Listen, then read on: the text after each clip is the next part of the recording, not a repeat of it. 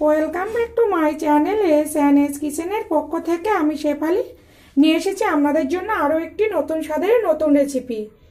তো ফুলকপি দিয়ে আমরা বিভিন্ন রকম রেসিপি করে থাকি, তো আমি একটু আজ অন্যরকম রেসিপি তৈরি করব, সেটা হলো ফুলকপির মালাইকারি।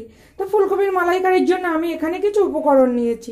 উপকরণগুলো দেখে নেওয়া যাক। আছে একটা বড় সাইজের ফুলকপি, আমার যতটা প্রয়োজন ততটা আমি কেটে নেব। নিয়েছি একটা নারকেল, আছে গোটা গরম মশলা, আছে টমেটো সস, আমি এখানে টমেটো সস নিয়েছি, আপনারা চাইলে টমেটোও ব্যবহার করতে পারেন। আছে এখানে কয়েকটা কাজু আর চালমগজ আমি ভিজিয়ে রেখেছি, আরও অন্য অন্য উপকরণও আছে। তো আমার আরও নিত্য নতুন রেসিপি পেতে আমার চ্যানেলটিকে সাবস্ক্রাইব করুন আর পাশে থাকা বেল আইকনটিকে অল করে রাখুন, যাতে সবার প্রথমে আমার নোটিফিকেশান আপনার কাছে পৌঁছে যায় আর আপনি অতি সহজেই দেখে নিতে পারেন। দেখুন, সবার প্রথমে আমি একটা মশলা রেডি করব। দিয়েছি হাফ টিস্পুন জিরের গুঁড়ো, হাফ টিস্পুন ধনের গুঁড়ো আর হাফ টিস্পুন মতো লঙ্কার গুঁড়ো। ঝালটা আপনারা যে যেমন খাবেন সেটা বুঝেই ঝালটা ব্যবহার করবেন। জল দিয়ে এটা আমি ভিজিয়ে রাখবো। প্লিজ ভিডিওটি দেখা শুরুতে একটা লাইক করে ভিডিওটা দেখা শুরু করুন।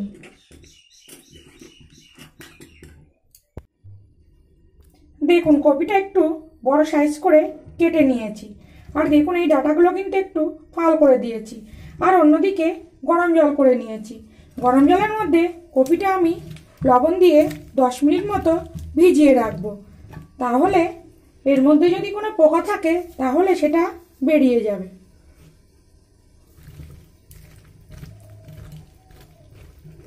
আপনারা চাইলে অল্প একটু ভাপিয়েও কিন্তু নিতে পারেন। আর অন্যদিকে দেখুন, নারকেল কোড়ার ঝামেলা ছাড়াই নারকেলটা আমি দুধ বের করে নেব।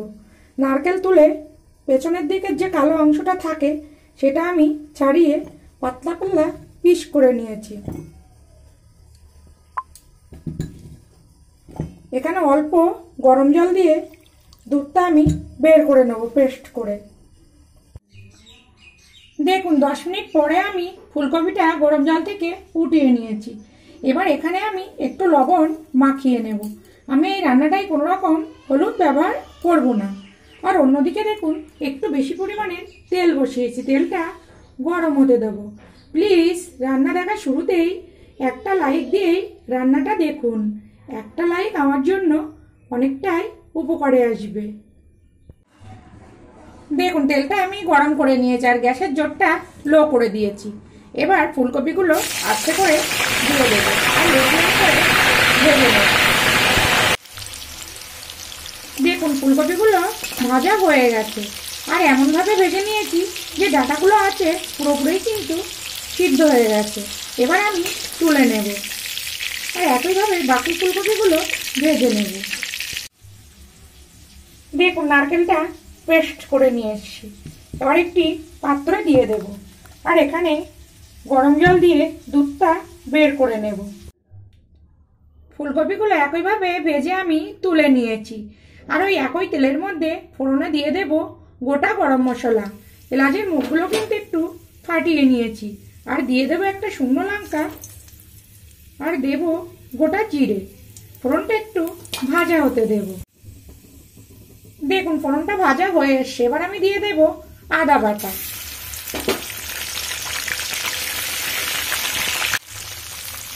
দেখুন, আদা থেকে কাঁচা গন্ধ চলে যাচ্ছে। এবার যে আমি গুঁড়ো মশলাটা গুলিয়ে রেখেছিলাম, গুঁড়ো মশলাটা দিয়ে দেব। আমি এখানে গুঁড়ো মশলা ব্যবহার করছি, আপনারা চাইলে বাটা মশলাও কিন্তু ব্যবহার করতে পারেন। আর সুন্দর করে কষিয়ে নেব। দেখুন, মশলাটা কষা হয়ে এসছে, তেলও ছেড়ে দিয়েছে। এবার এখানে যে টমেটো সস রেখেছি সসটা দিয়ে দেব।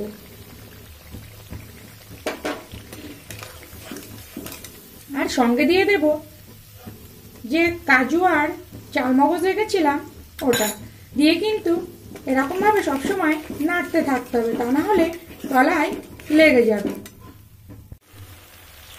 দেখুন, মশলাটা কষা হয়ে গেছে আর কত সুন্দর তেল ছেড়ে দিয়েছে আর হেবি সুন্দর একটা গন্ধও বেরাচ্ছে। এবার এখানে আমি দিয়ে দেব ভেজে রাখা ফুলকপি। এটা কিন্তু সম্পূর্ণ একটা নিরামিষ রান্না। আর ঢাকা দিয়ে আরও 1 থেকে 2 মিনিট মতো আমি কষিয়ে নেব। দেখুন কপিটা 1 থেকে 2 মিনিট আমি মশলার মধ্যে কষিয়ে নিয়েছি। এবার আমি দিয়ে দেব নারকেলের দুধ। দুধটা কিন্তু আমি একদম ছেঁকে নিয়েছি। আর দিয়ে দেব অল্প একটু লবণ, মানে আর কি পরিমাণ মতো। আগে যেহেতু লবণটা দেওয়া আছে সেটা বুঝেই কিন্তু লবণটা দেব। আর এখানে কিন্তু খুব নাড়াচাড়া করা যাবে না, তাহলে কপিগুলো একদম ছাড়িয়ে যাবে। এবার ঢাকা দিয়ে আরও 2 থেকে 3 মিনিট আমি রান্নাটা করে নেব। দেখুন ফুলকপির মালাইকারি রেডি হয়ে গেছে। আর আমি অফ ক্যামেরায় একটু মিষ্টিও দিয়ে দিয়েছি, যেহেতু নিরামিষ তো একটু মিষ্টি আর একটু গরম মশলা উপর থেকে দিয়ে দিয়েছি। তো আপনারাও এইভাবে বাড়িতে ফুলকপির মালাইকারি তৈরি করুন, আশা করছি খুবই ভালো লাগবে। আর যদি ভালো লাগে প্লিজ আমার চ্যানেলটি সাবস্ক্রাইব করে পাশে থাকুন।